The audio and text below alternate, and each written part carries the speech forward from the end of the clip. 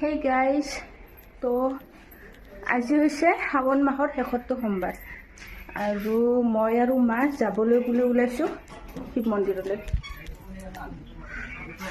মই ভাবিলোঁ আপোনালোককো দেখুৱাই দিওঁ কোনটো শিৱ মন্দিৰত গৈছোঁ, কি কৰিলোঁ, কেনেকৈ পূজা কৰিলোঁ গোটেইখিনি। তো আপোনালোকৰ মোৰ লগত মোৰ ভিডিঅ'টোত জড়িত হৈ থাকক। মই আপোনালোক দেখুৱাইছোঁ কি কৰিলোঁ আমি। ঠিক আছে, তেতিয়ালৈকে মই অকণমান মোৰ চুলি তুলিবোৰ ঠিক ঠাক কৰিলোঁ আৰু বাকী হৈ গ'ল। মা ৰেডি হৈ আছে আৰু তেতিয়ালৈকে ময়ো অলপমান মোৰ চুলিখিনি ঠিক ঠাক কৰি লওঁ, বান্ধি লওঁ। তাৰপিছত আমি গৈ আছোঁ মন্দিৰলৈ। আমাৰ আৰু ৰেল লাইন পাৰ হ'ব লাগে। তো প্ৰথমটো এটাই আহিছিলে, এতিয়া আৰু দুটা ৰেল লাইন পাৰ হোৱাটো।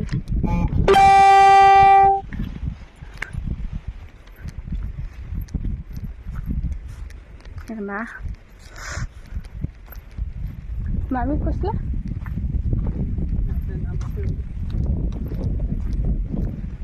ঠিক আছে, আমি গৈ দেখুৱাই থাকোঁ আপোনালোককো কি কৰোঁ। ইমান ৰ'দ, বাপৰে, চকু মেলিব নোৱাৰা ৰ'দ দিছে, কি গৰম।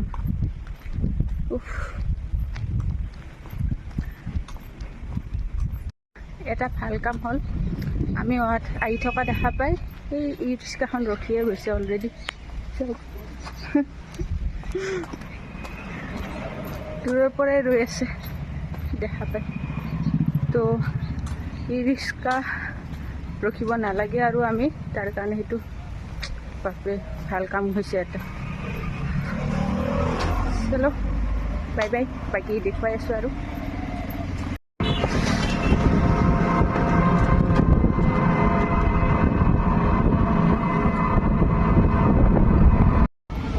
ইমান মানুহ হৈছে আজি মন্দিৰটোত, সেইটো বাহিৰৰ এইখিনি, ভিতৰত আৰু আছেই মানুহ ঠাইলৈ। পুৰা একদম ভক্তি ভাৱ ফুটি উঠিছে।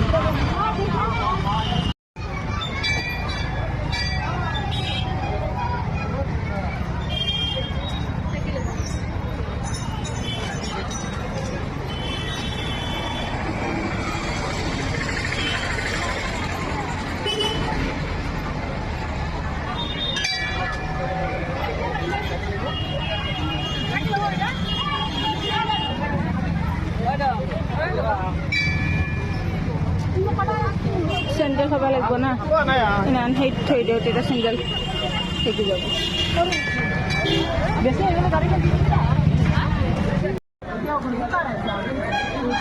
ইয়াত বহুত ভাল লাগিছে। মোৰ চাউণ্ডটো আহিছে নে অহা নাই গম নাপাওঁ। চাকি জ্বলোৱা সেই বেলেগ কৰি দিছে, তাৰপিছত মন্দিৰত যোৱা বেলেগ কৰি দিছে। মানে মন্দিৰটো বহুত প্ৰাচীন হয়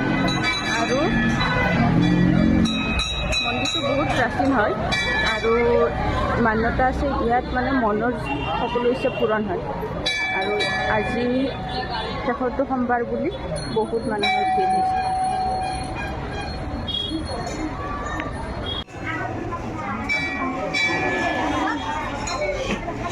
এই যে গছবোৰ আছে, ডাঙৰ গছবোৰ, এই গছবোৰেৰে এই মন্দিৰটো নিৰ্মাণ হৈছে।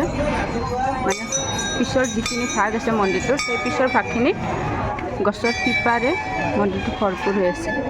তো মেইন মন্দিৰ যিটো হয় সেইটো এইটোৱে হয় মেইন মন্দিৰ। তাৰে পিছত এইটো বাবাৰ আশ্ৰম হয় আৰু ইয়াত বেলেগ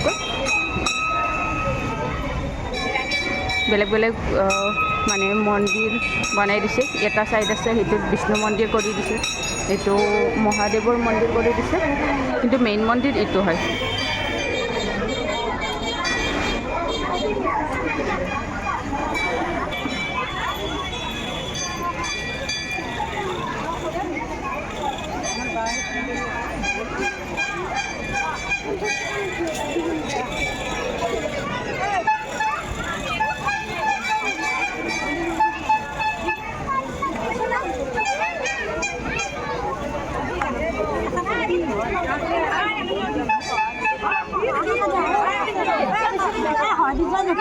এইটো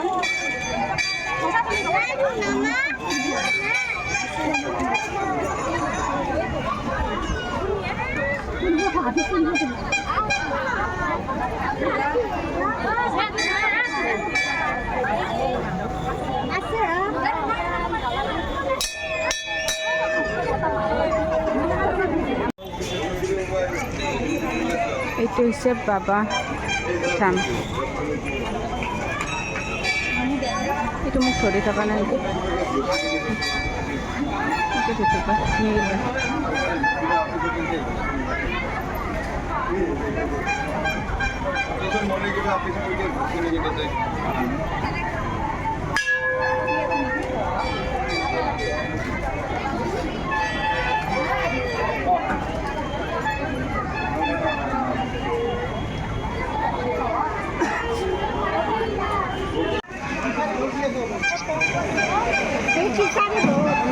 মোৰটো লৈ লওক।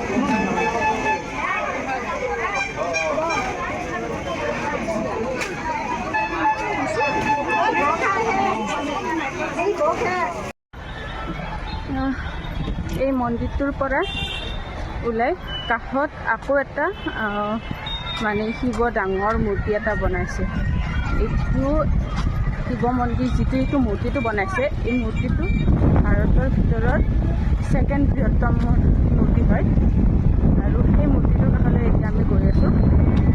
মন্দিৰটোৰ পৰা সেৱা কৰি প্ৰসাদ লৈ এতিয়া আমি কাষত থকা এই মূৰ্তিটোলৈকে গৈ আছোঁ। তো অকণমান দূৰ আছে, কিন্তু খোজকাঢ়ি যাব পাৰি আৰু আপোনালোকক দেখুৱাই আছোঁ।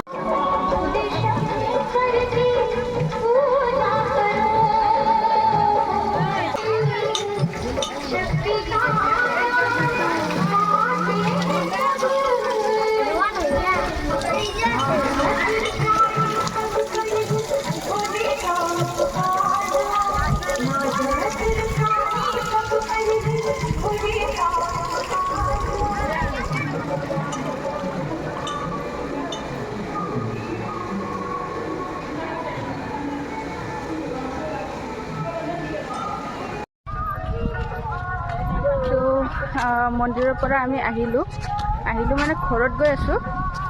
তো এই পূজাৰ অন্ত পৰিল। পূজাৰ লগতে আমাৰ শাওণ মাহটোও অন্ত পৰিল। মনটো অকণমান বেয়া লাগি আছে শাওণ মাহটো খতম হোৱাৰ কাৰণে, কিন্তু উপায়তো নাই। অহা বছৰ আকৌ আমি শাওণ মাহ পালন কৰিম, আকৌ মহাদেৱৰ ভক্তি কৰিম।